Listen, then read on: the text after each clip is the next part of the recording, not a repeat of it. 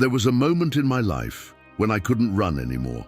Not because I was tired, not because I was out of breath, but because pain had finally caught up with me, and it had nowhere left to go except inward. And I want to ask you something right now before we go any further. What are you running from? A relationship that broke you, a version of yourself you're ashamed of, a grief you've never allowed yourself to fully feel? Maybe it's all three. Maybe it's something you can't even name yet. Here is what I know, and what Deepak Chopra said in a way that stopped me completely.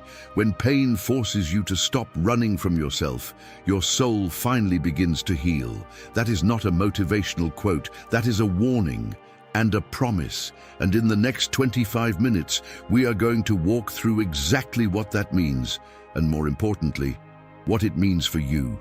Stay with me, because what comes next might be the most important thing you hear all year. We live in a world that rewards running. Stay busy, stay productive, stay positive, keep moving. Don't stop, never stop. And if something hurts, we have a pill for that, a playlist for that, a scroll for that.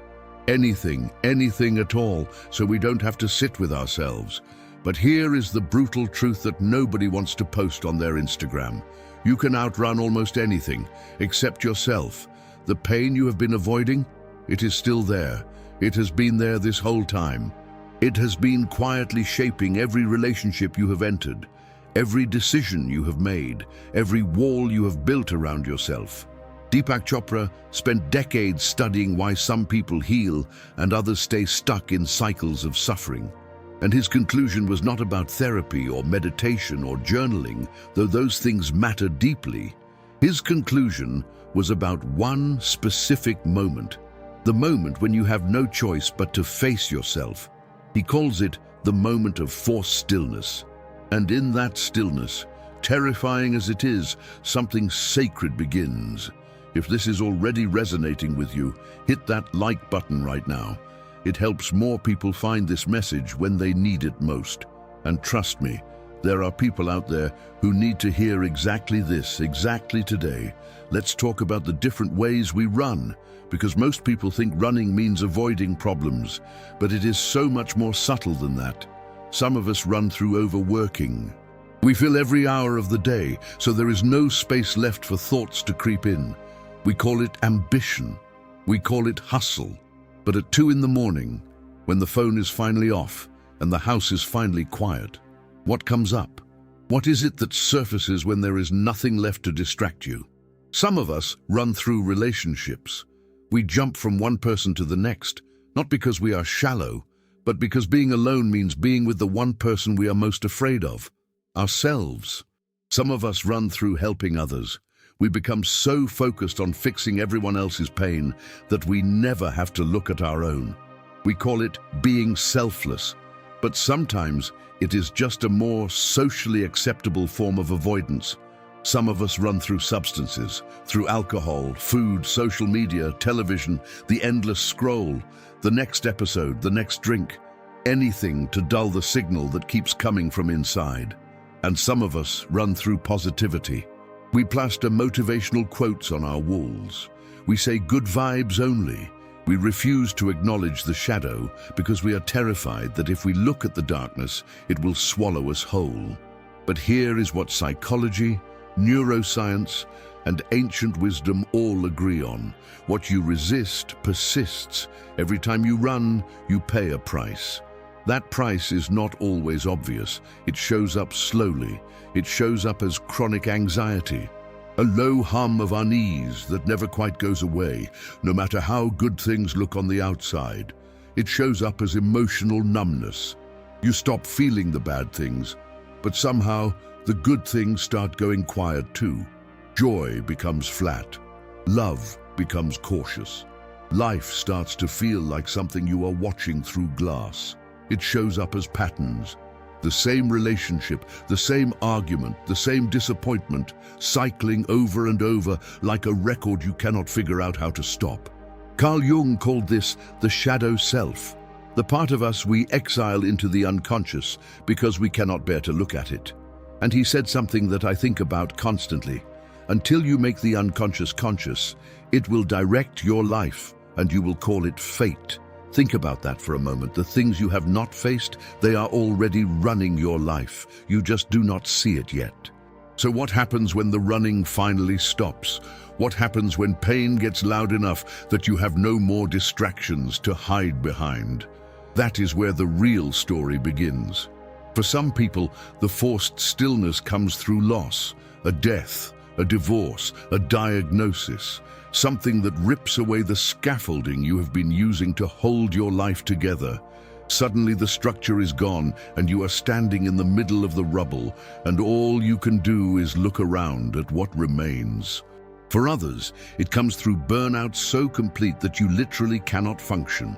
You have pushed past every limit, and your body, your mind, your nervous system simply says, "No more. We are done."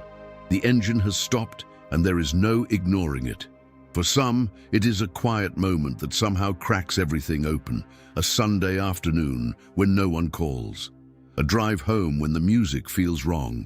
A moment of looking in the mirror and not recognizing the person looking back at you. However it arrives, there is a moment where the noise stops and you are left with yourself, just yourself. And here is what most people do not tell you about that moment. It is terrifying and it is sacred at exactly the same time. In that stillness, things surface that you have spent years, sometimes decades, pushing down. Grief you swallowed because there was never a right time to fall apart. Anger you were taught was inappropriate. Shame that attached itself to you so early, you thought it was just part of your personality. Fear that if people really saw you, all of you, they would leave. And when those things surface, the instinct is to run again. Grab the phone, call someone, do something, anything. But what Deepak Chopra understood, what the mystics, the psychologists, the survivors all understand, is that this is the threshold. This is the exact moment where healing either begins or the cycle continues. The question is never whether the pain arrives. The pain always arrives.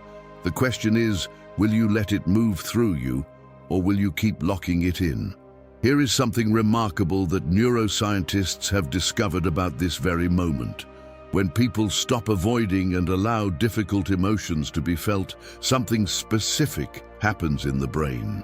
Research from UCLA found that when people simply named their emotions, when they said, "I am feeling grief," or "I am feeling fear," activity in the amygdala, which is the brain's alarm system, actually decreased.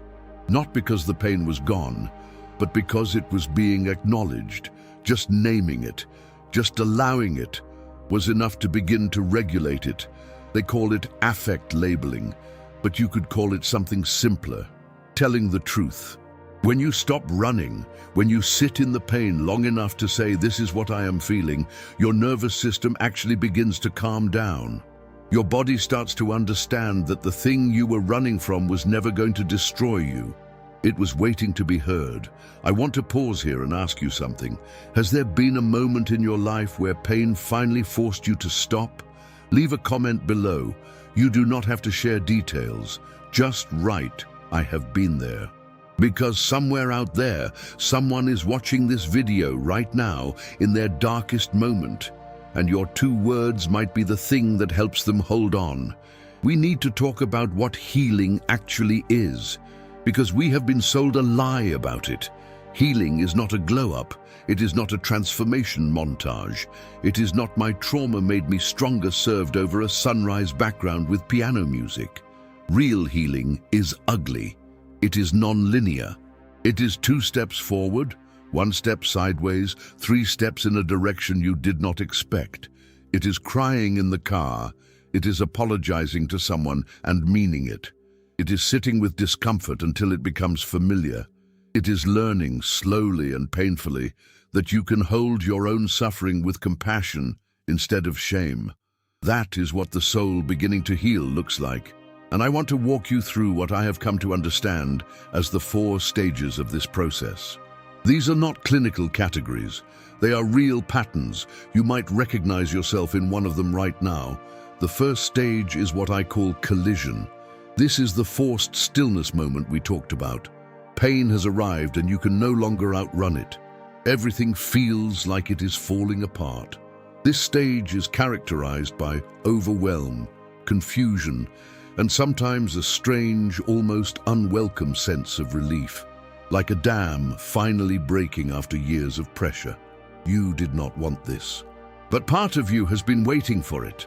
The second stage is excavation. This is where you begin to actually look at what has been stored inside you. This stage often requires help, a therapist, a trusted friend, a spiritual practice, sometimes just a journal and brutal honesty. You start to understand where your patterns come from, why you have done the things you have done, why certain things trigger you in ways that seem disproportionate. This stage hurts, but it is a purposeful hurt, like cleaning a wound that has been covered too long. The third stage is integration. This is where things get subtle and profound at the same time.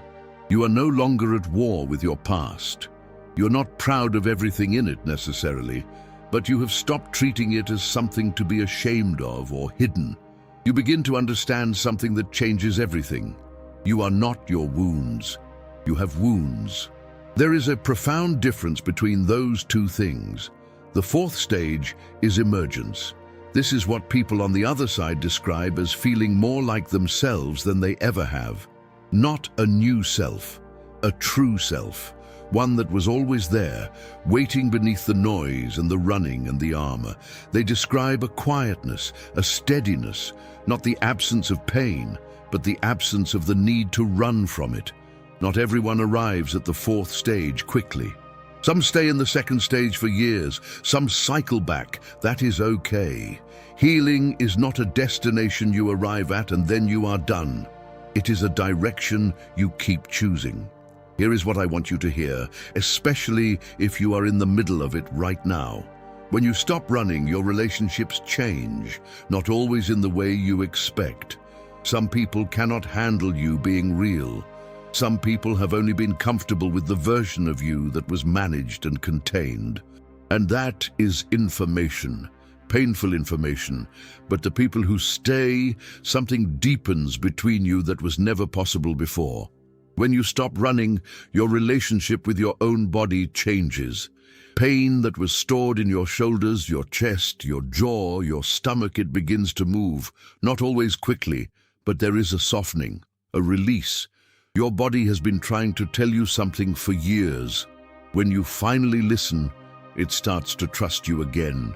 When you stop running, you start to hear yourself, your real self, not the persona you built to survive, not the performance you have been giving, but the part of you that knows, quietly and clearly, what it actually needs. And that voice, quiet as it is the beginning of everything. I do not want to leave you with beautiful ideas and no way forward, so let us get practical. If you are in a place right now where you are ready, or even just a little bit ready, to stop running, here is where to begin. The first thing is to name what you have been avoiding. Get a piece of paper. Write at the top, what have I been afraid to feel? And then write. Do not edit. Do not perform. Do not try to make it coherent or presentable. Just write whatever comes. Even if what comes is I do not know, write that down and then keep going. The truth has a way of arriving when you give it enough space and enough silence. The second thing is to create a container for the pain. This means choosing a time, even 10 minutes, to intentionally feel what you have been suppressing. Sit quietly, no phone, no music, no distraction, and just allow. You are not trying to solve anything. You are not trying to fix anything. You are just witnessing what is there. It is harder than it sounds, and more powerful than you can imagine. When you give your pain a time and a place, it stops needing to leak into everything else. The third thing is to find a witness. Human beings are not designed to heal alone. We are wired for what researchers call co-regulation. We need to be seen by another person in order to fully process what we are carrying. This means find someone safe to be honest with. A therapist is ideal. A trusted friend, a support group, a mentor, a spiritual community. The specific form matters less than the quality of the safety. The point is that your pain is witnessed by another human being. Something about being truly seen begins to dissolve the shame that makes healing so hard. The fourth thing is to practice radical self-compassion. This one is the hardest for high achievers, for people who were raised to be tough, for anyone who was taught that sensitivity was weakness. Self-compassion is not self-pity. Research by Dr. Kristin Neff at the University of Texas found that self-compassion is actually correlated with higher motivation, greater resilience, and better mental health outcomes than self-criticism. The people who are harshest on themselves are not the ones who improve the fastest. The ones who heal are the ones who treat themselves with the same kindness they would offer someone they love. Try it. Talk to yourself the way you would talk to a close friend who is going through exactly what you are going through. See what happens. The fifth thing is to let the healing be non-linear. There will be days that feel like regression, days where the old patterns come flooding back, days where running feels so much safer than staying. On those days, the most healing thing you can do is just notice, not judge, not spiral, not conclude that you have failed or that nothing has changed. Just say, I see what is happening. I am choosing to stay anyway. That small act of choosing, done again and again in the moments when everything in you wants to flee, is what healing is actually made of. If you found any of this useful, share this video with someone who needs to hear it. You do not have to send a long message or explain why. Just forward it. Sometimes the most powerful thing we can do for someone is say, I thought of you when I heard this. I want to close by coming back to where we started. When pain forces you to stop running from yourself, your soul finally begins to heal. Those words are not about suffering being good. They are not about pain being necessary or earned or deserved. They are about something much more subtle and much more true. The things that break us open are also the things that let the light in. That moment when you have nowhere left to run, that is not your lowest point. That is your threshold. That is the doorway, and walking through it, even trembling, even uncertain, even without any guarantee of what is on the other side, that is the most courageous thing a human being can do. Not performing strength, not pretending, not running, just staying, just being honest, just beginning. Wherever you are right now, whether you are in the middle of the collision, deep in the excavation, or just beginning to emerge into something that finally feels like yourself, I want you to know something. You are not behind. You are not broken beyond repair, and you are not alone in this. The fact that you are here, that something in these words found you today, that is not an accident. Your soul already knows what it needs. Pain just helped you stop long enough to hear it. Give yourself permission to listen. Subscribe if this channel is part of your journey. Leave a comment below telling me where you are in yours. And watch the video on screen right now. I made it for exactly the kind of person who made it all the way to the end of this one. I will see you in the next one.